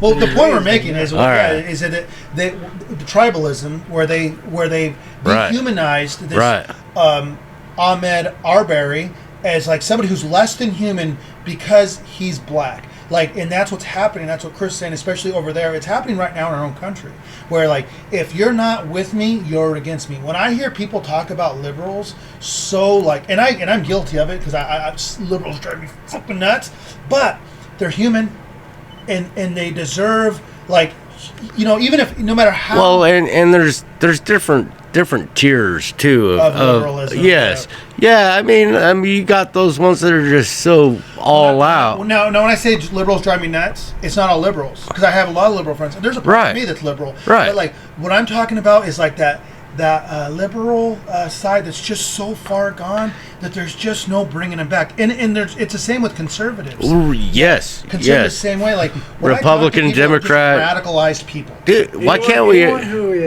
we all just extreme that they've completely isolated themselves to one side or the other? Right. It's dangerous because it's radicalized, and then you end up questioning the motives of the other side because there are some wacky, crazy, far-left people that you think, how could they even, they must hate America or they must want to destroy America. And so the independent vote has been on ballots. They don't want to do that, right? They have the same motivations that we all have. So, right. So, and that's the thing. We need to do away with both with all of you need just be independent. No, all right, you can agree on this and disagree on that. There's a lot of really good Republican ideologies, just like there's a lot of good Democratic ideologies. Right. To get rid of those two systems altogether, we need a third system for sure. We need a third party. All right. Yeah. A viable third option. Right. But the way our system works, you can't run as because if it had that system, I wouldn't have run as a Republican. Because I lean, in some aspects conservative. Yeah. But there's no viable option for somebody to say, I'm not a Democrat or Republican.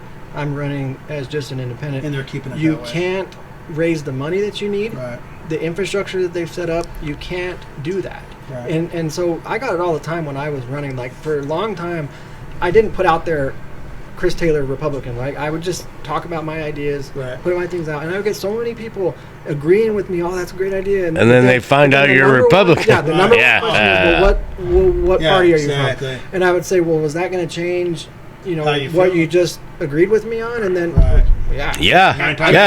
But it's the same way with Republicans, right? It's like, well, you're a Democrat? I can't.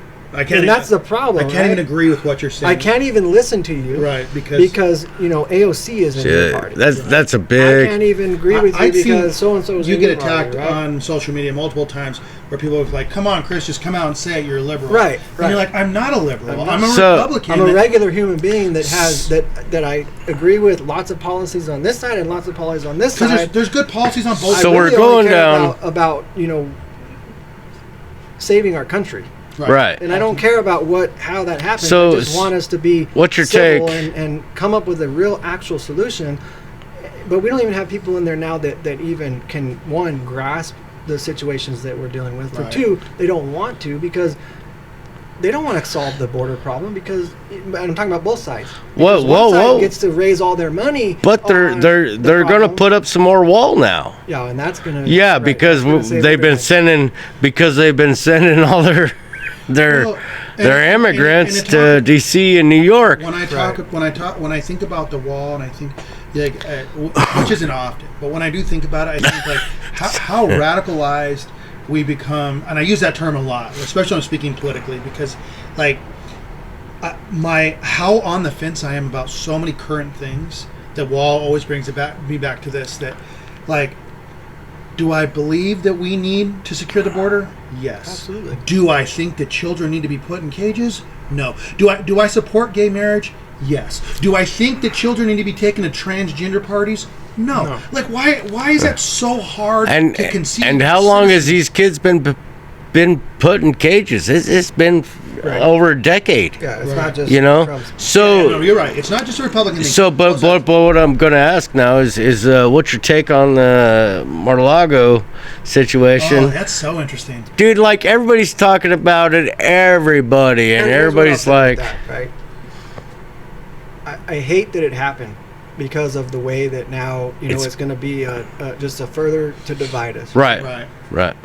Is there corruption in Washington, D.C.? Absolutely. Well, fuck yeah. Right? I mean. But, and I can say this because I know personal FBI agents. I know people that personally work in mid to high levels in the Justice Department. Right. The United States of America still has standards that have to be met before a federal judge will sign a search warrant on anybody. But do you know who this judge is? Yeah, I now they're saying that he was Jeffrey Epstein. Epstein's fucking lawyer. No, he wasn't Jeffrey Epstein's lawyer. He in the town that they all live in, all these rich people, Trump, Epstein. He worked at a time as a private lawyer that he represented some people that were involved in this thing. All right. But the thing is with that, Trump was on that plane as well. Right? There you have to take he went there once. But what I'm saying is and I'm not like faulting you for this, right? But a lot of people will see that article and say, "Oh, wow, that proves it. It was just a corrupt judge signed it and Trump, but you can, nobody look, I don't care what happens to Trump, right? Right. I don't want no skin off my back because it's horrible for our country. But I also didn't want him to do the things that he did to divide the country and to try to steal the election, right? And I don't like that Biden is there. But what I'm saying is you can't automatically just distrust the fact that the FBI, because at the end of the day, the person who signed off on it ultimately was Trump's own director of the FBI that he handpicked to put in that position. Right. The Justice Department is still not controlled. Well, the by a political party. FBI themselves are just doing what they're told. And this is the other thing. Hunter Biden, no, they're not. That's what Trump tried to do to the Justice Department. The Justice Department operates completely separately from the White House. They have they cannot. No, I'm saying the FBI. Right, the agents. They're just doing what they're told. But what I'm trying to say is, and I don't automatically believe that it was all legit, but you can't discount it just because, now this side is saying that it's all a political attack on one person, right? You have to look at, to get a search warrant, even locally, all of the burden of proof that you have to have, it's and a process. all of the checks and balances that are there, right? With that being said, Hunter Biden will be indicted soon as well too. He fucking better. If he did, and I think he did. I mean, there's been a lot of footage. Indicted. But what's going to happen when that happens? Now you can't say, well, the FBI is just partisan. They're just attacking this guy, right? Yeah, but I mean, why aren't they putting out cases before making new cases? You know what I mean? Like they haven't even prosecuted. It's an exhausting. It is. And we could argue all night about this. You have to maintain your objective thinking and not just react to an article that says, Jeffrey Epstein, you have to continue to I saw all the different, continue to find information, and you have to make your own judgment at the end of the day. It's the I'll FBI tell you what, and the Attorney General, I was paying a lot less in gas. Well, 2 years ago. I understand this hypocrisy, and I'm just saying this, and I know that this is going to go over well with a lot of people, but I don't understand how so much blame is put on presidents for situational issues, like when and I'm not saying. Well, let me finish my sentence, and that way we get to the bottom of it. What I'm saying though is Biden, the pipeline. You're an idiot. You're a moron. Fucking idiot. Is he he's not solely responsible for everything that's gone wrong? And just like Trump's not solely responsible for everything that went right in our country. Right. And everybody just seems to just cling on to because it takes time for these things to come into effect. When in the very beginning, when Biden was just writing all these monopoly money checks out to everybody, trillions. But here's the thing: I didn't hear any conservatives complaining about it. Fuck no, they're cashing those. They're getting paid. They're getting paid, dude. So they weren't complaining then. No. Now they're complaining because of inflation. But it's I want to see every conservatives. Well, they got to. They got to be like, oh yeah. We got paid. They don't complain that the oil companies have made record profits. Right. Yeah, it's mind blowing to think that we're all in a situation. All these businesses, not just oil. We're pitted against each other.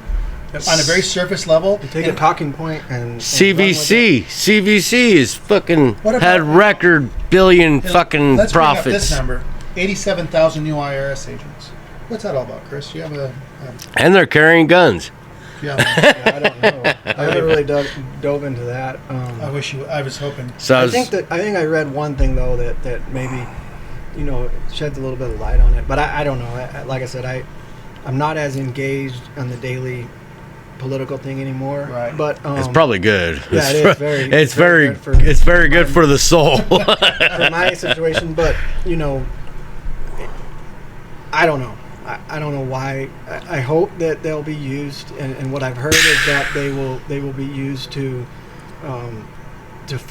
better audit people making over $1 million a year. I hope that's the case. And that's the thing. Well, when you say, you have all these problems. Maybe if we did like we did after World War II, and had the really ultra wealthy people pay more of their fair share of the taxes, then that's what's going on. They just signed that in. Then it's you're a communist. Well, exactly. That's exactly. Well, they just signed that in. Actually, they just voted that in.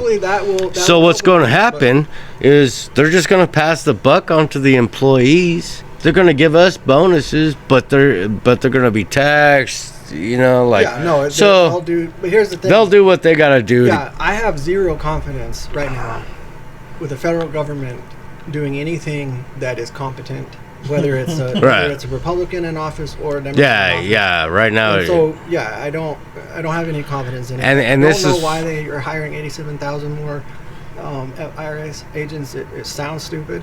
better than FBI, I think.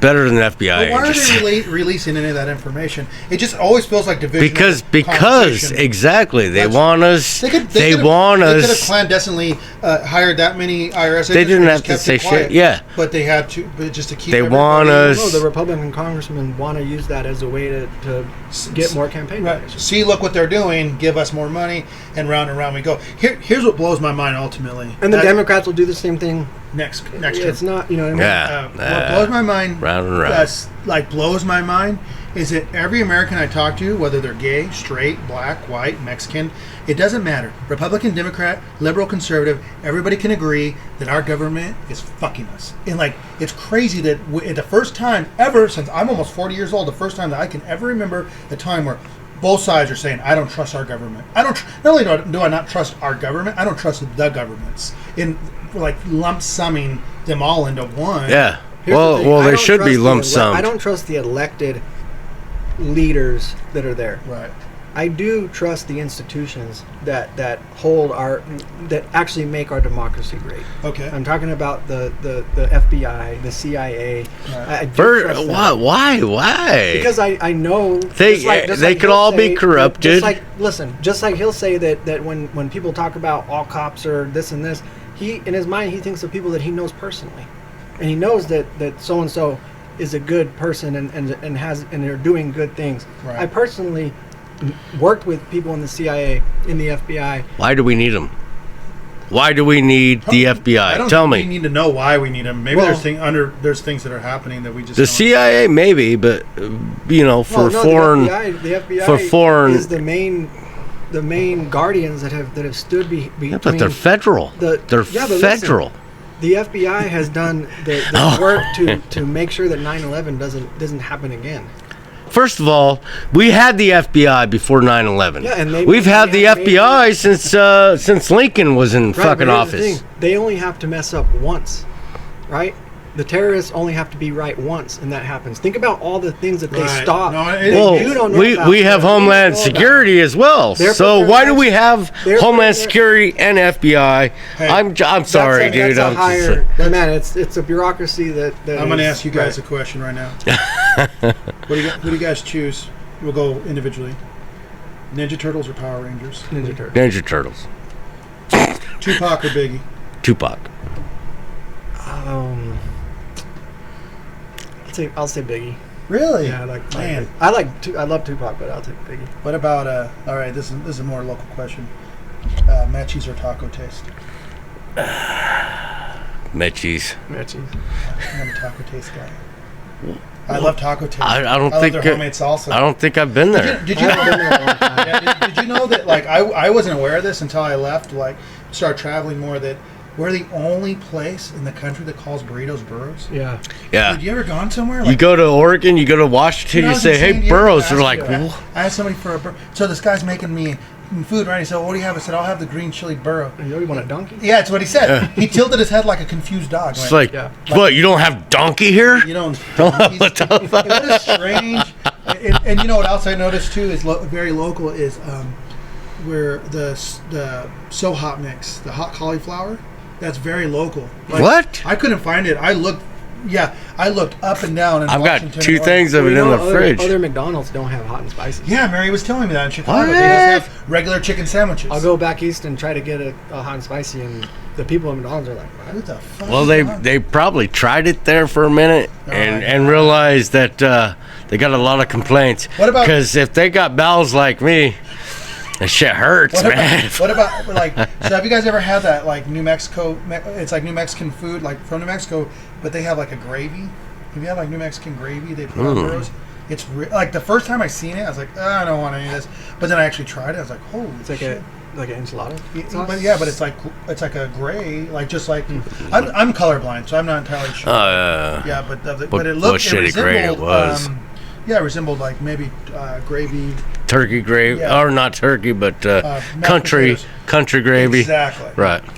So, yeah, I was like, So in politics, I know, I just had to I had to put a hold, because I know that there's no real solution to politics. And especially, well, I was just getting like this guy, arguing with him No, for a I know. second. And that's what's good, right? No, We yeah. can have that. But the thing is, I have just as much animosity for the Democrats as I do for the Republicans. Right. And it's The understood. I think sometimes I get kind of pigeonholed into oh, he's just an anti-Trump or anti-thing. It's because I probably care more about the Republican Party. Yeah. Because I was a Republican. I Republican, grew up as right. a Republican, and so it's like if I have problems at my house, I don't really. And my neighbor has problems. I don't really care about what my neighbor does. So, as concerned. and so, but yeah, Not my business. Not as concerned. But no, I don't think the way that we're going right now, I can never be a part of any party that we have right now. It's getting pretty rough. I can't because it's like I said, when it gets into that kind of cultish feeling is where I get Right. If you have to choose, if you have if you already have, and that's why the talking points that you're gonna go out and fight for based on whatever situation happens, you already have that playbook in hand. That's where you get into problems, right? Right. It's like, well, what is if you go into a conversation already premeditated, it does. Then you're going to end up just trying to find evidence that will support, what your preconceived notions are, and that's just human nature, and that's what you have to. Right. And I have to do it. You have to continually fight against it. You have to continually, seek all forms of information. The best to make your own decision. Example I could ever use myself was the very first time I moved out of Graham County, out of southern Arizona. I moved to Houston, Texas, and I was living in this apartment complex. And this is just after 9/11. And our neighbors were my neighbors. They were Muslims, and they had turbans. And so in my country, you're always looking. Oh, I was so nervous, and rattled with fear. Oh, they're gonna blow something up, and they hate me because I'm American, right. and I'm embarrassed. I'm not at all relishing in this because it wasn't until I was drunk enough to go outside on my balcony and start talking to one of them, and I realized me and this guy started talking. He said, he actually introduced me to a really cool album. He was into punk rock of all things. I said, wait, you like punk rock? He said, I love punk rock. That's what we listened to in Toronto a lot. Was we had these punk rock albums, but the split between Rancid and NoFX, them covering each other's songs, and we just hit it off. And I can remember starting to feel neutralized. Not only is this guy not harmless, but this guy could be my fucking best friend. And he was at the end of his lease. You shut the fuck up, man. And dude, I think coincidentally, it felt like that was the beginning of my life, because after that I moved into the downstairs apartment, and my neighbors were gay, and it was my first real interaction. And I remember my jump off conversation with this homosexual was he was pulling into his parking spot, and he's listening to The Cure. So I love The Cure. So I'm drunk enough to talk, and thank God for booze, because that's how it gets me into lights. Right. And we just start talking, and I realized in my first 3 or 4 months of living in this city, I've made a Muslim friend and a gay friend, and guess what? They're really fucking cool.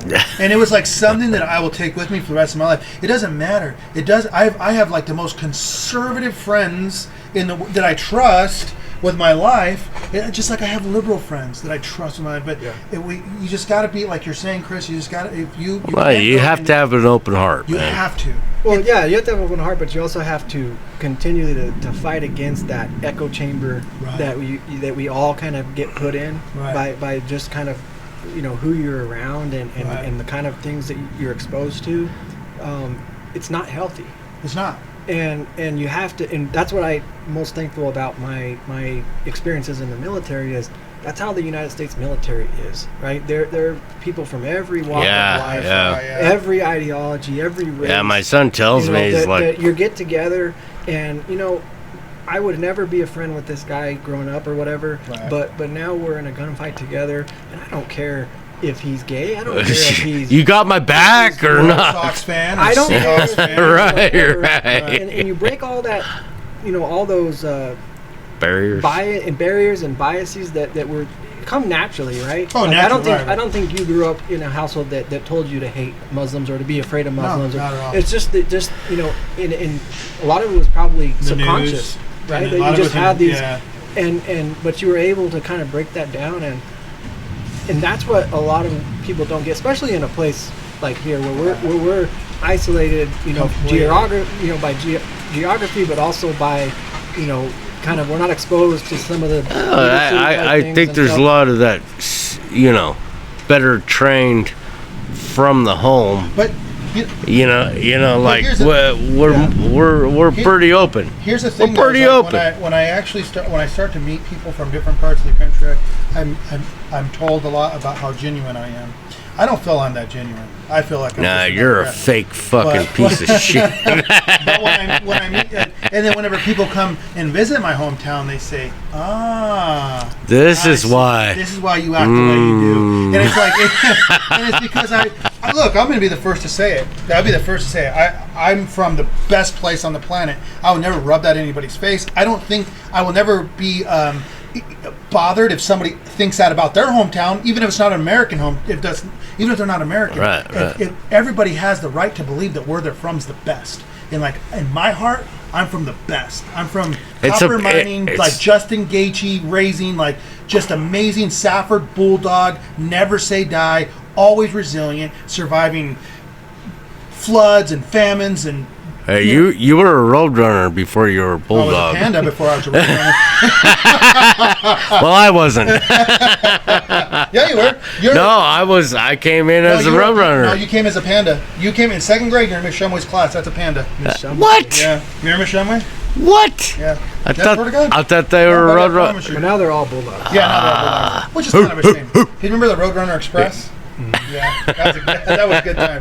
But anyhow, I get carried away because I really do become very passionate about that. No, it's a great place. I'm so blessed to be from here. I'm blessed to be. We're pretty lucky. Too, and We're pretty be lucky. here and raise my family here. I mean, I don't live here, but Yeah, but you live in the area. yeah, And I think Wildcat Country. Cat Country. Cat Country 94. I With a K. Do you guys feel that temperature change? I really think we're actually going to get some. Yeah, So, it's coming. Chris, are you now? And we obviously, dude, you're an amazing guest. I could probably even if we were just. It's hard to get a word over, but you know, there's so many cracks I wanted to take, dude. It was killing me. I don't need to interrupt this guy. Yeah, exactly. When you start talking, I just want to listen. But what's your take on global warming? Do you have one, or are you just?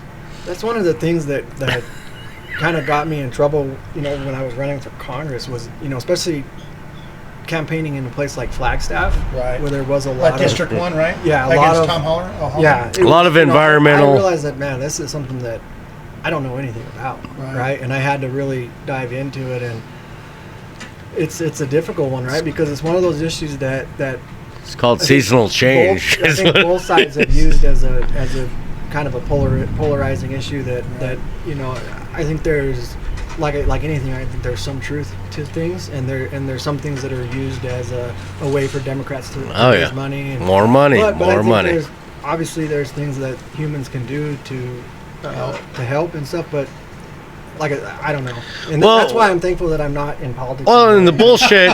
Those are issues that are just The bullshit is people in the cities that I'm are. laughing because I could see the relief in your face. Yeah, when you're saying, yeah. like, it's just not my fucking problem anymore. People in cities. It's not nothing that I can do. There it comes. That It's one coming. congressman can do, right? I got a drop. Big hold on. big drop. Well, you know, it's interesting because like if you look at the fact that you know they can tell everything from like geology, right? They can tell how many droughts we've had in the past and how we've had excessive floods. And It's a cycle, man. well, we don't. I mean, listen. There's plenty of room to learn on the subject. That I think. I think for anybody to be so absolute about a subject, and it impacts the whole planet. Yeah. Weather's If you want to do away with shit, make shit local. To shunt. Quit shipping shit everywhere. Grow your own fucking shit. That's totally different. No, it's fucking not. How is it? All right, you grow your shit local. You keep your fucking everything local. Okay. All right. Then you don't have to haul it. You don't have to ship it over the fucking ocean. But are you saying now that you're saying shut down all commerce that will? Not all, most. I know what you're saying, but those are. I mean, I'm not laughing at you. I just love, this conversation. No, because he loves that I'm getting heated. No, and I love it. I love it. Jesse gets all worked up because. No, I mean it's very simple. Keep it simple, stupid. All right. Wait, is stupid like I'm stupid or Chris is stupid? No, like the system. The system. Okay. We're fucking hauling shit in. All right. Yeah, we don't have fuel here, so yeah, we'll ship fuel in. Right. But we could, like, seriously, we grow a lot of cotton, so we're. Are we gonna eat cotton? So we're shipping cotton out. Right. When we could be growing other things as well, like fucking. Really, but I mean, you don't think these people have tried that stuff? I mean, our forefathers probably have tried a lot of different things. Well, still, why are we shipping it from overseas? Not everybody needs a wool sweater here. But everyone gets. We got our own oil. We got our own fucking grain. We got our corn. We got everything. Everything in this. Point. We need as Americans need to start.